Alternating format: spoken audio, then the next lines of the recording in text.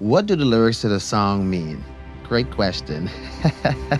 It's actually a little bit more complex than it comes off. Nobody really is concerned about dissecting a song to understand, oh, that is what he's singing about. It ain't about dogs. Let's just say that. Who let the dogs out?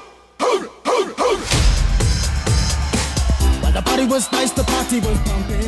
Something about that song struck me, and I just thought, someday if somebody got this record right, they could have the biggest hit in the world. I thought the guy was crazy. Liverpool went shout out. Who let the dogs out? The first 8 bars of this record took me 2 days to do. This is where we recorded Who Let the Dogs Out. We would be stacking hundreds of vocals. Barking like a dog. And I came into the offices of London Records with this final mastered version of Who Let the Dogs Out. And the general manager of the label hated it. It felt like everything was at stake. We had no business plan, we had no investors, we had nothing. We just had the greatest record in the world. When radio tells you no, you need to have a backup plan.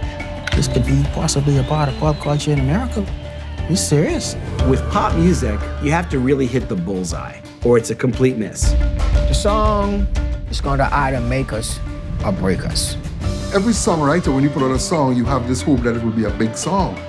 In my wildest dream, I never ever thought it would become the biggest song in the world. Who let the dogs out? Who let the dogs out?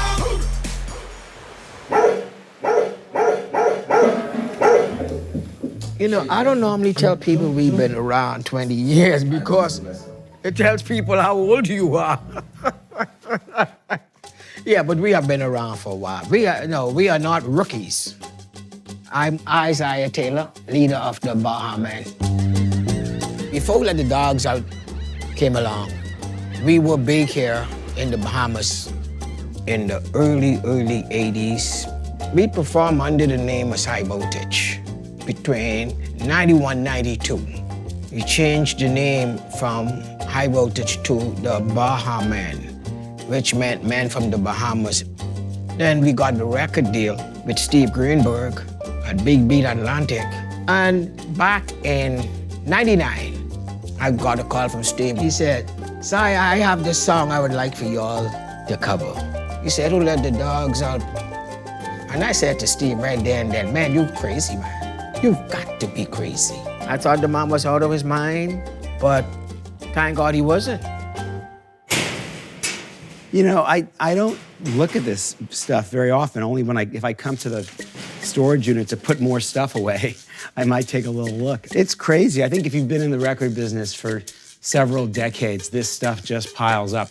Let me just look through here. That's, Baha Men. What is this? This is the Baha Men gold plaque from Germany. This is a platinum plaque from the Now series, and that is a Nickelodeon Kids' Choice Award right there. This is the Key to the City presented to me by the Prime Minister of the Bahamas. They spelled my name wrong, but we'll forgive them that.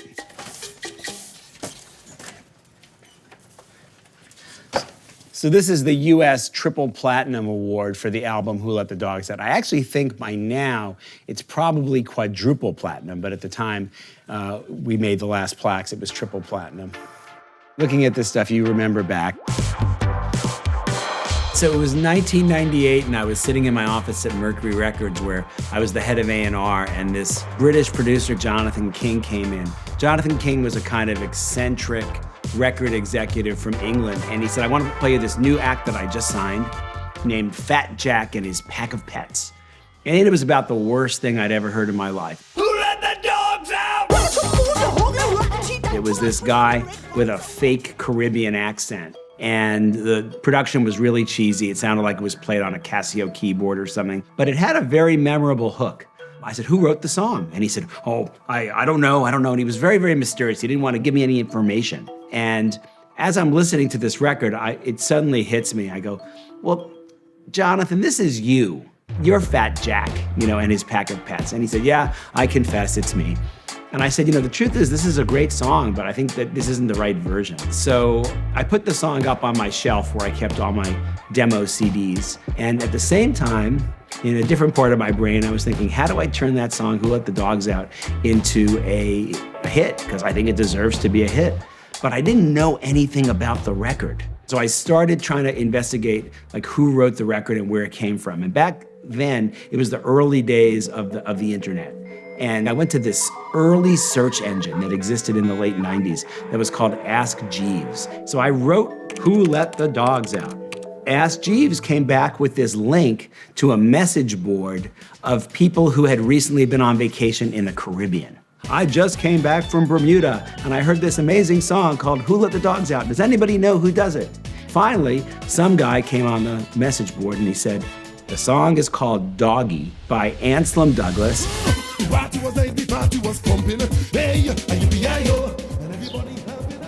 So my name is Anselm Douglas, and I am the writer and the original performer of the song Who Let the Dogs Out. I recorded it in 1997 for Carnival 98 in Trinidad. You know, I think the song was always Who Let the Dogs Out, but people call it Doggy. People call it Doggy. So Who Let the Dogs Out was actually inspired by my brother-in-law. He was actually a radio DJ, so he would be saying, "Who let the dogs out?" when he come to the house, you know, and he was like, "Man, you gotta do a song like that, you know, a song with that in it." And I started to work around it and work with it. There was this guy in Toronto who was doing some pretty good work, a guy by the name of Ossie Gurley. Body was nice, the body was pumping. He came to the studio, said, "Okay, let me hear what you got." I said, start with the chorus, which I usually do. Start with the chorus. Sings the chorus to me. And immediately I felt something. Ooh, let the dogs out. Yeah, so when Anselm came to me, he actually had all the ideas for the verses lyrically completed. So the lyric to the song is, the party was nice, the party was pumping, and everybody was having a ball. Till them man start their name calling, and the girls respond to the call. I hear a woman shout out, "Who let the dogs out?" So I just used it from there and said, you know what, this is gonna be a revenge song where women tell men, "Look, get away from me, you're a dog." And she went on to say, "Last year in the dance, you had a ball, call me Millibug and Skettel. Get back, Fluffy, mash Fluffy, get back, you flea-infested mongrel. Who let the dogs out?" And Millibug is actually an insect that was attacking fruit trees. Now a Skettel is, it's a woman who you would not take home to mommy. Let's just leave it at that. And that slang, Skettel, was everywhere. It was just degrading women and calling them all sorts of derogatory names. And I tried to do a social commentary as a party song, but the party song overshadowed the social commentary aspect of it. And we ended up with Who Let the Dogs Out. And when it was released, it was pretty much an instant hit. Hey, a woman, she goes out. Who let the dogs out? It was a big song in the Caribbean, actually. So the song just keep playing and playing and playing all through Carnival 1998. Then 1999. No matter how big a song is in the Caribbean this year, because it's seasonal, okay, that's done. Because the next carnival is coming. Okay, you're successful, but let's move on. So that's pretty much what happened with Who Let the Dogs Out. It was done and it was done. It died a natural death, you know. And there was a bit of frustration that, oh, it should have been better. No, we could have this and we could have that. Yeah, but I always said, listen, this song was not designed just for the Caribbean. Give it a chance, it will blow. Just leave it alone. At some point, it will blow. And then in 2000, lo and behold, I got a call. We're very much interested in Who Let the Dogs Out. I was like, what the hell, really? When I heard Anselm Douglas's original, which is far better than the Fat Jack version, I was like, wait a second. It is possible to do a good record with this hook. This record is a good record, but it's the wrong style of music to hit in America. There was only one person I knew who could really pull off the track the way I wanted it to be, and that was Mike Mangini. I'd known Steve Greenberg at this point for about 5 years. He and I had done a lot of records together. So I'm sitting at home and I get a call from Steve Greenberg and he's like, "Can I come over? I want to play you something." All I had to play him was the Fat Jack and his Pack of Pets version. It was like really bad. And I'm like, really? You're serious? This is what you want to? Yes, I'm totally serious. It's going to be massive. I was like, how do you envision doing this? Like, how can I make this track cool? And he's like, if you did a track like Whoop, There It Is. And I was like, oh, yeah, like totally the Miami-based thing. Now it makes sense to me. When the vision of how I wanted the record to sound finally solidified, I needed somebody to perform it.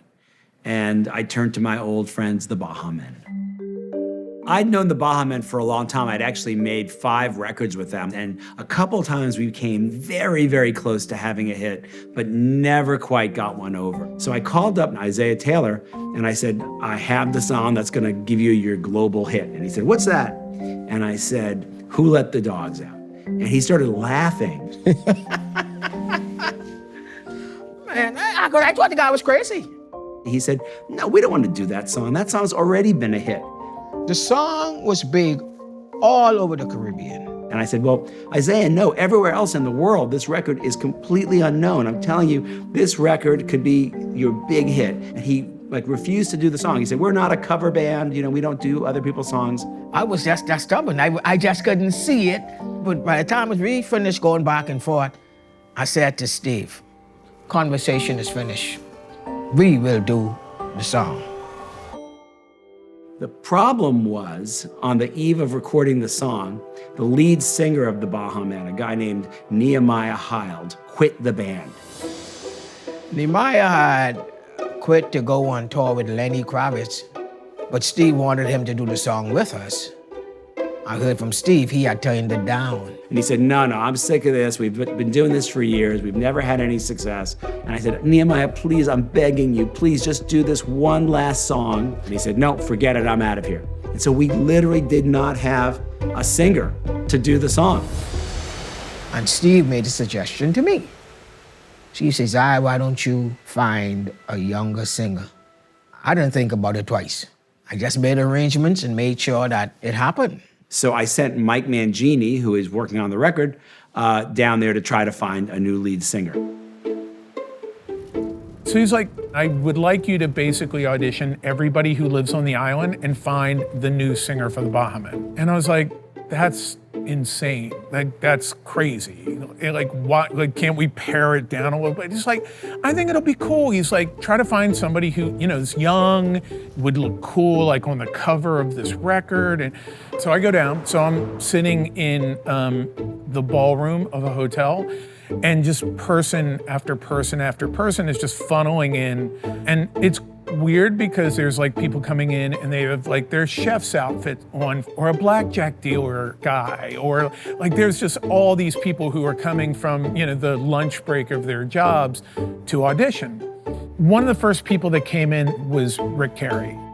I was nervous as shit. I was nervous as hell. This was like the Bahamian version of American Idol. The line was friggin' outside the door to the parking lot, Jack, I'm telling you.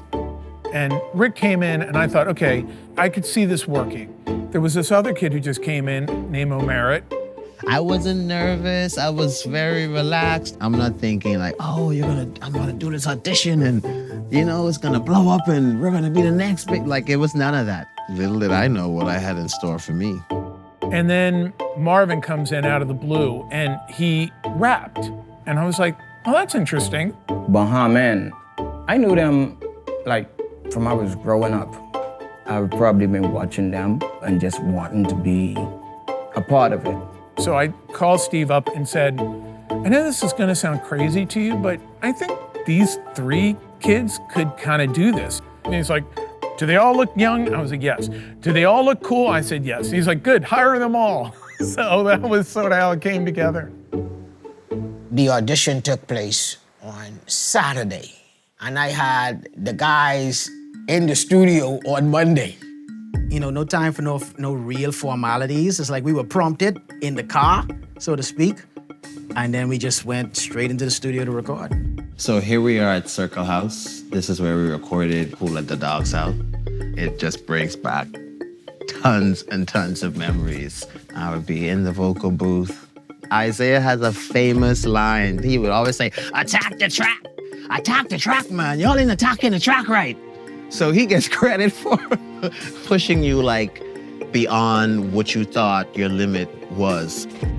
Keeping the authenticity and having Bahamian sounds, having the guys play live instrumentation, the integrity of the music has always been very, very important.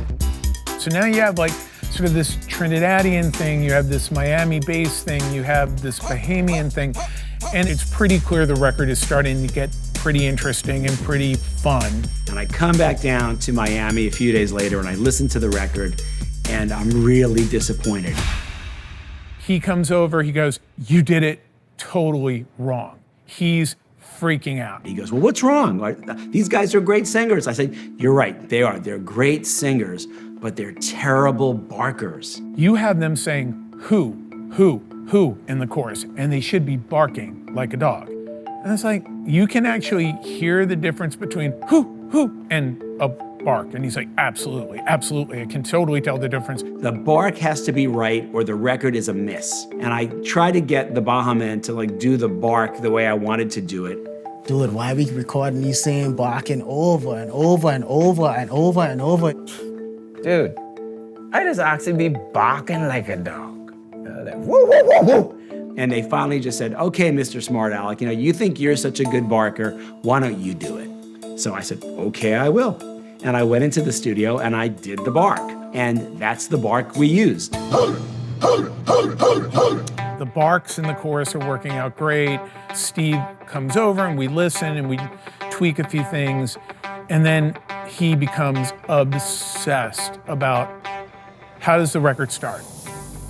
We worked for days figuring out the first 10 seconds of that record. I'm trying every possible thing. I'm making new things up and putting them in there, like anything I could think about. And finally I found Marvin's "Who Let the Dog?" I found that like singled out. Stuck it up at the front, hit play. Steve, that's it. Who let the dogs out? Who let the dogs out? It was game over once you heard Marvin Prosper say that one time, a cappella. It just grabbed you and then you were in the record. At a party when Marvin come in, oh boy. The party started. Nobody need no drugs. But guess what? We're high. This time. So now I'm excited about this song. At that same time, I was negotiating a label deal with London Records. And I came into the offices of London Records with this final mastered version of Who Let the Dogs Out. And the general manager of the label hated it. She didn't just hate it, she like violently hated it. She thought it was the worst thing she'd ever heard. And she turned on the radio. She said, "This is Z100, the most popular top 40 station in New York. Does your record sound like it belongs on Z100? I think not." And I was like, oh. So I was at a real crossroads in my life. I had to decide, should I sign this contract with London Records and forget about the record Who Let the Dogs Out? Or should I forget about London Records and just figure out something else to do with this Who Let the Dogs Out record that I believed was the biggest hit in the world? And so I left. I walked out of London Records, never came back, and started my own label in order to put out Who Let the Dogs Out. And now we have this record and he has no label and he doesn't technically have a job. Generally, people who start labels for like one offbeat record is not a great scenario. Everybody thought that I had lost my mind. My wife thought I was crazy with this thing. Mike Mangini thought I was nuts when I brought him the song. Steve left that big position he had at the major label to prove to the whole entire industry that what he had in his head was going to work. From the very beginning, my original vision for the project was that this would be a sports anthem heard in every stadium in the world. I just had this idea that it could happen. I knew this guy named Fred Trout. And Fred is somebody I'd known for many years in the music business. He was one of these guys who just knew how to make things happen behind the scenes. Everything that's in here, I've been picking up since I was the age of 16. This is probably not one of my most sentient investments, but it gives me a little bit of joy and fun. Warning, do not touch me. This is my Baha Men wall here. Steve Greenberg reached out to me, and I think I was the first call that he made when the song was finished. And he said, well, he was now starting his own recording company. He was, burning through capital, and he was starting to run out of money. So Steve recognized that we needed to sort of think outside the box. So I called Fred Trout and I said, I want you to find the guy in every baseball stadium who picks the records that they play in the stadium between innings. And I want you to work that guy like he's the program director of a radio station. I would get their names, I'd get their information, and I would solicit them, follow up with phone calls and be a pest. It was a shot in the dark. A lot of these guys, they didn't know who I was. I'm begging them to play it. I'm doing everything that I can, but ultimately, it's up to the marketplace to decide whether or not it's a hit.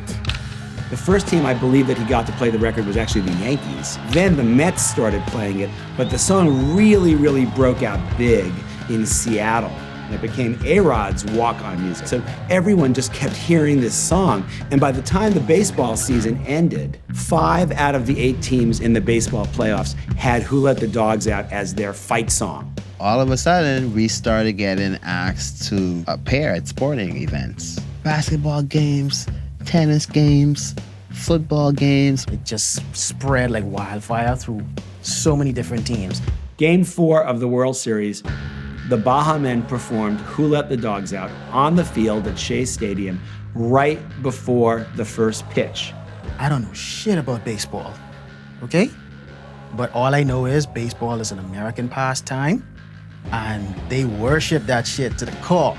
So for us, some boys from the Bahamas, being on that stage and everybody chanting this song, everybody loves this song, automatically I felt like, this could be possibly a part of pop culture in America, right? Like, this serious? Radio basically was forced to add the song simply because it was, such a pop culture phenomenon. It was actually #1 on Z100, the station in New York that the person at London Records told me my song never belonged on. I would hear it on the radio, I would hear it in a stadium, and I still was like, how is this even happening? Everything just took off. We were all over the place. We were everywhere. When we found out that the song was gonna be in the Rugrats in Paris movie, that was an exciting moment. And so Who Let the Dogs Out got played at 8 o'clock at night on Nickelodeon, like just about every night. Everybody, grew up off of Nickelodeon, so, these awards, dreams do come true. It's corny, but it's true. But the highlight of it all really came with the Grammys. The Baha Men, it turns out, were the first Bahamians ever to win a Grammy. And it was a big deal in the Bahamas. When the Baha Men's version became this huge success, I wouldn't lie, there was a little bit of envy right here, like, God, that should have been me. But then there was a little bit of pride saying, that's my song. The Baha Men made a lot of money on Who Let the Dogs Out. Anselm made a lot of money, but then with the lawsuit, I think things started to get trickier. There started to be some controversy about who was the true author of the song. There's a very famous music term. It's called where there's a hit, there's a writ. Wherever you have a hit, there's going to be a lawsuit. There's going to be somebody coming out of the woodwork to take a bite, Had you heard the phrase, who let the dogs out, before your brother-in-law? No. Was that, okay. But clearly somebody was saying it before, Somebody said it before. People started to come out claiming that they actually wrote the song and that perhaps maybe he had taken the hook from them. But as you went back in time, you saw that all these different people had done songs that in fact had that hook, Who Let the Dogs Out, with a bark after it.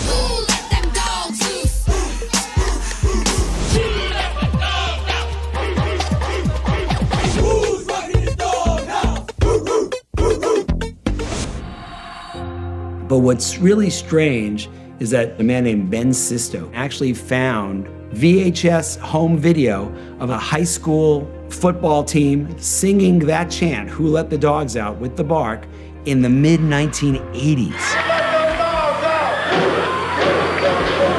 So the fact is that this hook kind of was just in the air. It's one of those things that kids sang in a playground somewhere that moved through society and eventually got discovered by musicians and put on a record. Now, what Anselm Douglas did do, and deserves credit for, is he wrote the verses. When you start to dig into the lyrics and kind of the observation he's making, which is really relevant today, it's like impressive songwriting, it really is. The moral of Who Let the Dogs Out is, if you stand up, you'll be recognized. Even as women, if you stand up and say, you know what, enough is enough, get out of here, you flea-infested mongrel, you're going to be recognized. Anselm Douglas paved a way for this song to become what it is. But the energy that we brought to it, the way that we performed it, the recording and the fusion of more broader sounds was a huge part of what made Who Let the Dogs Out a hit. Music, especially in the Bahamas, that was huge for us. This little archipelago, little speck of dust on the globe, doing it big like this. You know, that was huge for us. The song has done so much for us as a group. I always tell people, I cannot take the credit. You know, Steve Greenberg had the vision.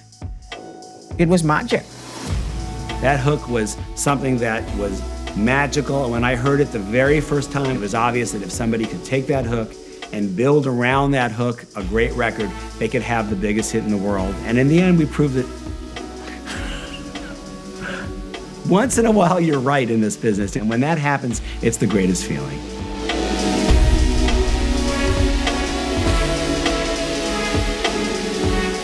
It had some smutty undertones in there, you know? A doggy is nothing if you don't have a bone. You know, you could make what you want out of that one. I'm not going to even try to unmount that for you.